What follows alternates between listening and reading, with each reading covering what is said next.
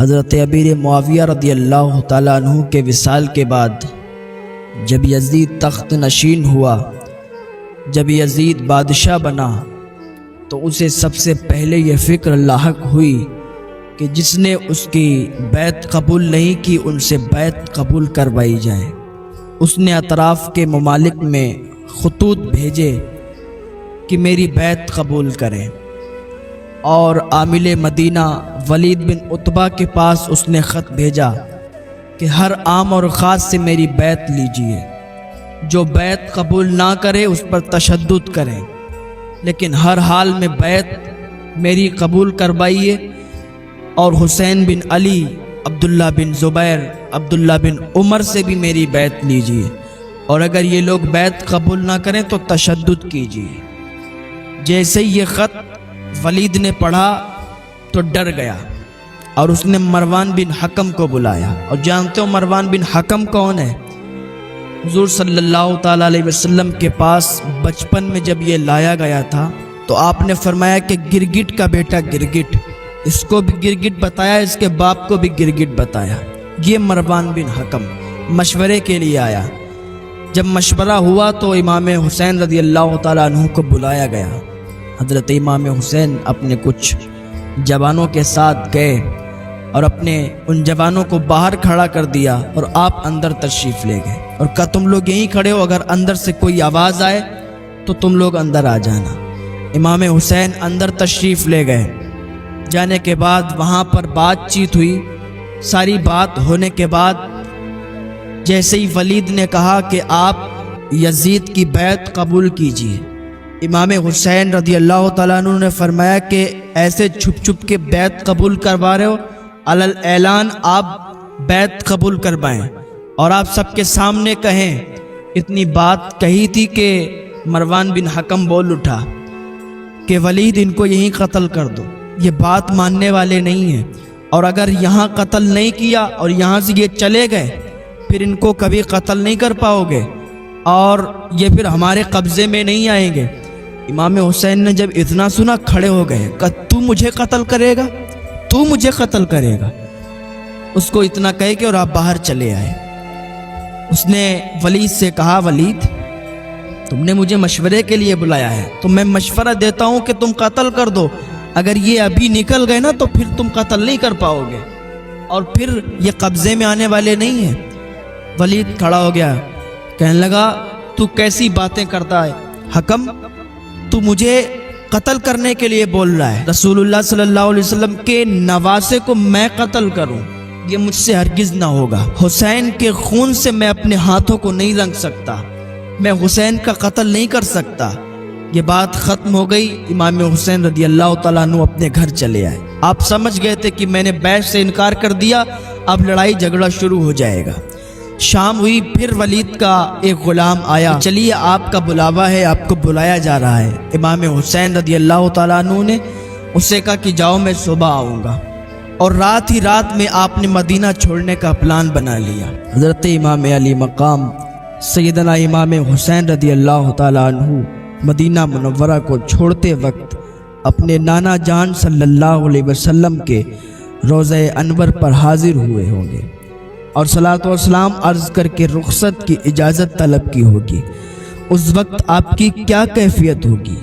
بلا شبہ دیدہ خونباز نے اشک غم کی بارش کی ہوگی، قلب حزین صدمے جدائی اور فراق سے گھائل ہو رہا ہوگا، اور لبوں پر یہ الفاظ ہوں گے کہ کندھوں پر چڑھا کر کھلانے والے نانا، آغوش رحمت اور محبت میں لے کر لوریاں دینے والے نانا جان، ماتھے رخسار اور لبوں کو چومنے والے نانا، آج میرے حال دیکھو، آج میرا حال دیکھو کیا ہو گیا ہے۔ میں غمگین اور پریشان ہوں، اشکبار ہوں، اس لیے کہ آپ کا یہ مقدس شہر چھوڑ رہا ہوں، وہ شہر جو مجھے سب سے زیادہ عزیز اور محبوب ہے، لیکن میں کیا کروں، میرا یہاں رہنا دشوار ہو گیا ہے، میں جا رہا ہوں، مجھے اجازت دیجیے۔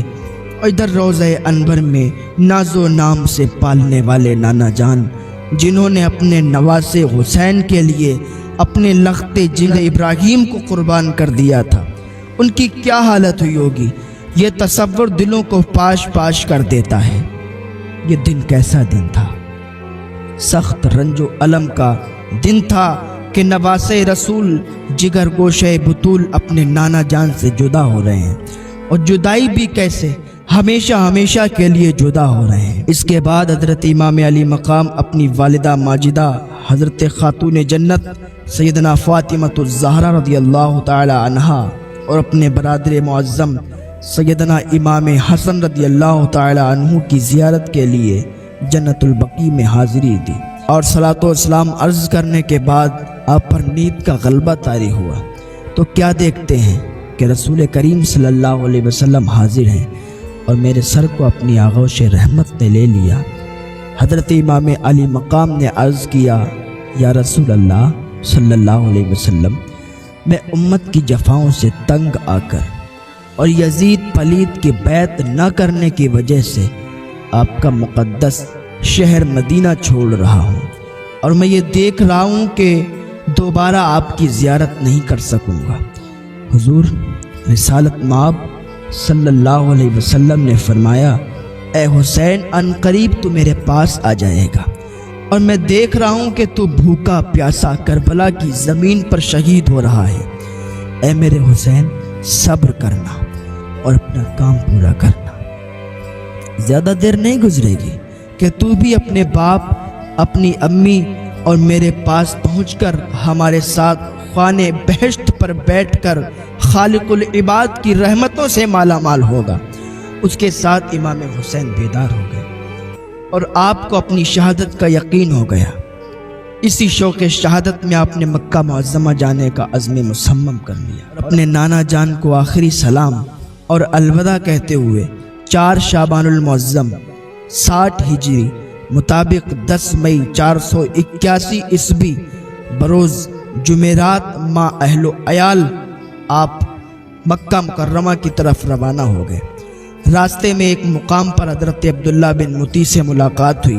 انہوں نے آپ کو ماں اہل و عیال مدینہ منورہ سے جاتے ہوئے دیکھ کر پوچھا، میں آپ پر فدا ہوں، آپ کہاں تشریف لے جا رہے ہیں؟ آپ نے فرمایا، فی الحال تو مکہ جا رہا ہوں۔ عبداللہ نے کہا، اللہ آپ کو خیر و عافیت سے رکھے اور ہمیں آپ پر فدا کرے۔ جب آپ مکہ پہنچ جائیں تو کوفہ کا ارادہ ہرگز نہ فرمائیں، کیونکہ وہ ایک منحوس شہر ہے۔ وہیں آپ کے والد ماجد شہید ہوئے، اور وہیں آپ کے برادر معظم حضرت امام حسن رضی اللہ تعالیٰ عنہ کو یار و مددگار چھوڑ دیا گیا اور ان پر نیزے کا وار کیا گیا۔ جان جاتے جاتے بچی۔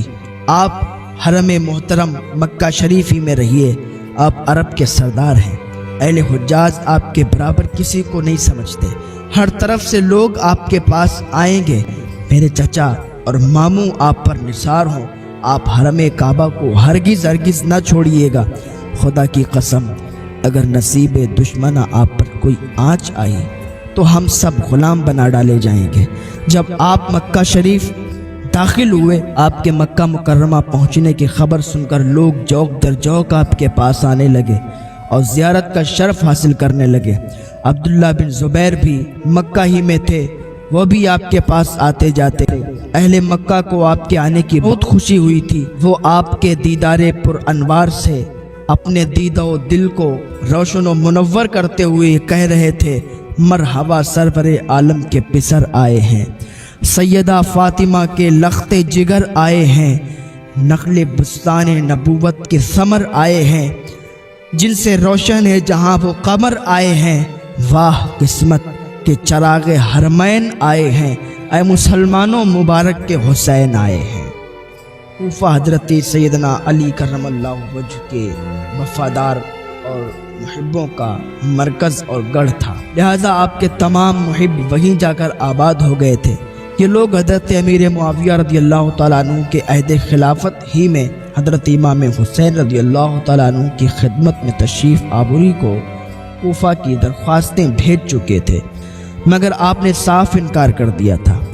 اب جبکہ اہل کوفہ کو حضرت امیر معاویہ رضی اللہ تعالیٰ عنہ کا انتقال کرنا اور امام علی مقام کا بیعت یزید سے انکار کرنا معلوم ہوا، تو کوفہ کے تمام شیعہ سلیمان کے مکان پر جمع ہوئے اور حضرت امیر معاویہ رضی اللہ تعالیٰ عنہ کے انتقال کا ذکر کر کے سب نے اللہ تعالیٰ کا شکر ادا کیا۔ پھر سلیمان نے کہا معاویہ کا انتقال ہو گیا ہے، حضرت امام حسین نے یزید کی بیعت سے انکار کر دیا ہے اور مکہ چلے گئے ہیں۔ تم لوگ ان کے اور ان کے باپ کے شیعہ ہو، بس تم خوب جان لو کہ اگر تم ان کے مددگار بن سکتے ہو اور ان کے دشمنوں سے جہاد کر سکتے ہو تو ان کو لکھو، اور اگر تمہیں اپنی کمزوری اور بزدلی کا اندیشہ ہو تو ان کو دھوکہ نہ دو۔ سب نے کہا ہم ان کو دھوکہ نہ دیں گے، بلکہ ہم ان کے دشمنوں سے جنگ کریں گے اور ان پر اپنی جانیں نثار کریں گے۔ سلیمان نے کہا پھر لکھو، تو انہوں نے آپ کی طرف خط لکھا۔ خط کا مضمون یہ تھا، بسم اللہ الرحمن الرحیم۔ حسین بن علی کو سلیمان، مسیب اور تمام لوگوں کے انہوں نے نام لکھے کہ ان کا سلام۔ بعد حمد و صلات اللہ پر سلامتی نازل فرمائے۔ ہم لوگوں پر کوئی امام نہیں ہے، آپ تشریف لائیے کہ خدا تعالیٰ آپ کی برکت سے ہمیں حق کی حمایت نصیب فرمائے۔ اتنا خط انہوں نے لکھا۔ یہ اہل کوفہ کی جانب سے پہلا خط تھا جو عبداللہ بن سبا ہمدانی اور عبداللہ بن والی کے ہاتھوں سے روانہ کیا گیا۔ یہ دونوں بہت تیزی سے سفر کرتے ہوئے 10 رمضان المبارک کو مکہ پہنچے اور خط حضرت امام حسین رضی اللہ تعالیٰ عنہ کے حوالے کر دیے۔